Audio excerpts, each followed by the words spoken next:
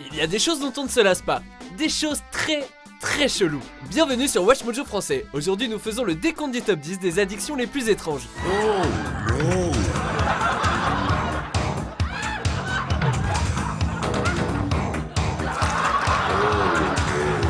Nous publions de nouvelles vidéos chaque jour, alors abonnez-vous pour être au courant des nouveautés excitantes. Pour cette liste, nous explorons les addictions les plus étranges et décalées possibles. Les exemples les plus communs tels que les drogues, l'alcool, les jeux d'argent ou la cigarette ne seront pas présents. Pour être éligibles, ces addictions devront présenter plus d'un cas avéré. Du coup, Margaret et son addiction aux piqûres d'abeilles ne seront pas prises en compte. I really love stinging myself with bees. Numéro 10, respirer de l'essence. Oh, Christ, that's good stuff. That's high test. Can That's I get good. a toot Yeah, down yeah, here? go for it. D'accord, on a dit pas de drogue, mais il s'agit d'abord d'une forme de carburant et ensuite d'une substance à inhaler. Une trop grande dose d'essence mène à l'intoxication. And your point is, you don't like it, go upstairs. Comme seules les vapeurs de l'essence sont inhalées, une petite quantité peut durer un bon moment et elle est donc associée à la pauvreté. L'addiction est apparemment très répandue parmi les communautés à faible revenu en Australie. Les effets sont rapides et se font ressentir en quelques minutes. Let's blast off. Engage thrusters, Captain. Euphorie, confusion, manque de coordination, sentiment d'engourdissement et parfois des hallucinations suivent peu de temps après. Man, I love the smell of gasoline.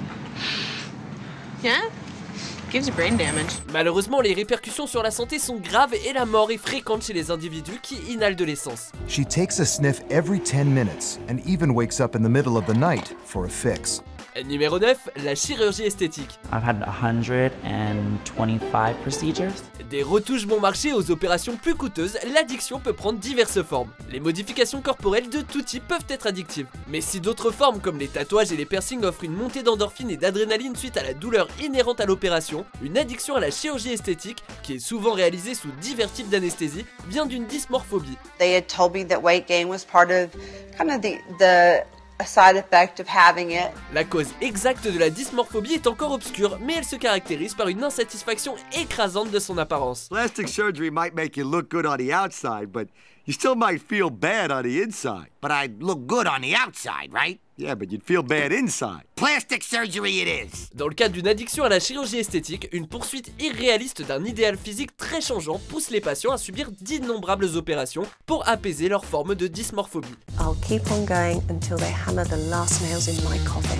Numéro 8, le bronzage. It's to each his own. To each his own.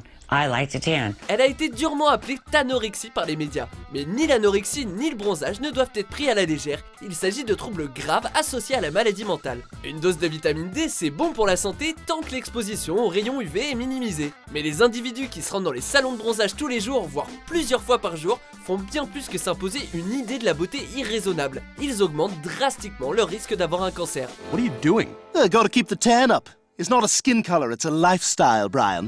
Les accros du bronzage comme la tanorexique autoproclamée Trisha Paytas savent que leur habitude est un problème mais ne peuvent pas s'arrêter. If the one unhealthy thing that I do is gonna kill me, then oh wow. Une étude de 2005 publiée dans les archives de dermatologie estime que 50% des habitués de la plage peuvent être considérés comme accros au bronzage. Numéro 7, s'arracher les cheveux.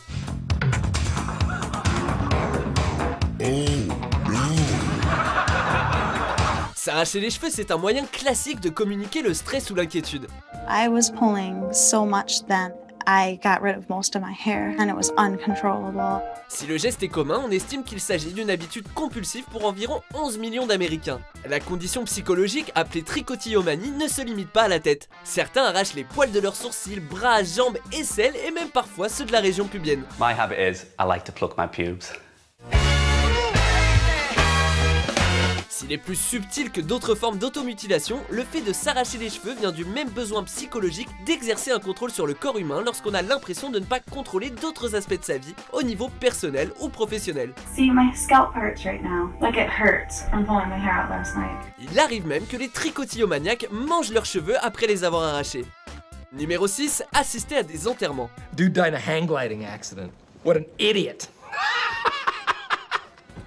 Si le personnage de Will Ferrell y voit une stratégie de drague parfaite dans Serial No Sir, sa tendance à s'incruster dans des enterrements est pour certains une véritable addiction. Luis Squarizi au Brésil est devenu une sorte de star locale en assistant à tous les enterrements de sa ville natale. De l'extérieur, Squarizi peut avoir l'air d'un type sympa, extrêmement tourné vers sa communauté, mais ses habitudes trahissent trop de caractéristiques classiques de la dépendance pour être ignorées. Il a quitté son boulot pour nourrir son habitude et s'il n'assiste pas à plusieurs enterrements par semaine, il dit se sentir physiquement malade. As we all know, Lionel could be a bit of a curmudgeon, but he had the heart of a lion. Squarizi n'est pas la seule personne à souffrir de ce trouble, mais il est l'un des rares à en parler ouvertement. Numéro 5, boire de l'urine. So I just drank my own pee for the first time. And it ain't bad. La consommation d'urine, ou urophagie, est en fait plutôt fréquente. You'd keep your mouth shut if you knew it was good for you, buddy. Au cours de l'histoire, les gens en ont consommé pour tout un tas de raisons, comme l'amélioration de la santé et de l'apparence, ou lors de régimes alimentaires. Mais les professionnels de la santé déconseillent son usage. Une femme nommée Carrie parle de son urophagie et admet qu'elle consomme presque toute l'urine qui passe dans son corps. My urine does smell, depending on what I eat. Elle avoue adorer le goût et pense qu'elle l'aide à combattre son cancer. Un homme en revanche n'est pas accro à sa propre urine, mais à celle de jeunes garçons. Il explique qu'elle lui donne le sentiment de rajeunir. Robert collecting the urine could be very traumatizing to the children if they knew what he was doing. Bien qu'il soit parfaitement conscient qu'aucune étude scientifique ne puisse appuyer ce qu'il fait, il croit sincèrement combattre les effets du temps. Numéro 4, manger le mobilier. The reason why I'm not eating my own mattress is because I ate my mattress already. Vous cherchez un petit encas pratique pour accompagner votre verre d'urine? Que pensez-vous de votre canapé? Le pica est un trouble du comportement alimentaire particulier qui pousse les individus à manger des substances non comestibles. Si certains ingèrent des substances corporelles comme l'urine ou les cheveux, d'autres se mettraient à manger des murs en plâtre, ou du mobilier et en particulier les éléments avec du rembourrage. I love everything about drywall. Adele Edwards, en Floride, achète des meubles de seconde main pour nourrir son addiction, mais teste d'abord le rembourrage pour s'assurer qu'il est à son goût. I just take little bite-sized pieces and snack on it all day. Vicky Cullen a pris goût aux éponges et au rembourrage de son fauteuil pendant sa grossesse et n'a jamais arrêté. Numéro 3, le lavement au café. As they raise the bucket, 32 ounces of coffee fills their colon. Le café, il s'agit probablement de l'addiction la plus commune de notre société moderne. Mais que faire si vous cherchez quelque chose de plus fort pour commencer la journée? Il se trouve que certaines personnes préfèrent ingérer leur boisson par l'autre côté en insérant un tuyau lubrifié dans leur anus pour se faire un lavement au café. Pourquoi? Parce que sous cette forme, la caféine part directement dans le sang, ce qui donne un coup de fouet rapide qu'aucune tasse de ce breuvage ne pourrait offrir. You don't drink it. I'm talking colonics. Good coffee enema. Leaves you clean as a whistle. Pops up. Certains pensent que cette pratique est très bonne pour la santé, mais cette position est controversée. Mike et Trina Elliott se font jusqu'à 100 lavements au café par mois. Her addiction is so intense, she does up to 4 every day. Numéro 2, boire du sang. One of the most unfortunate things about being a vampire is that you have to drink human blood. I like to make a real evening of it. Quand on est un vampire, boire du sang est une question de survie. Mais pour les humains moyens, boire du sang est considéré comme un acte hyper bizarre. Blood is as important as water to me. De nombreux peuples ont bu ou boivent du sang d'animaux comme les Maasai. Mais l'ingestion de sang humain, également appelé vampirisme clinique ou syndrome de Renfield, peut se révéler aussi addictif que mortel. It's never a bad time for me to drink blood. Ce trouble a déjà été observé dans les études psychologiques de criminels extrêmement violents. Plus récemment, l'addiction viendrait d'une obsession des vampires ou, pour une minorité de gens, de l'idée que le sang humain guérit la fatigue, les maux de tête et autres gènes du quotidien qu'ils ne parviendraient soi-disant pas à soulager avec les traitements médicaux traditionnels. You ever tried drinking blood? What? It works, you know? Avant de dévoiler notre vainqueur, voici une mention honorable. But I usually save some in my mouth, just so I can have some for later.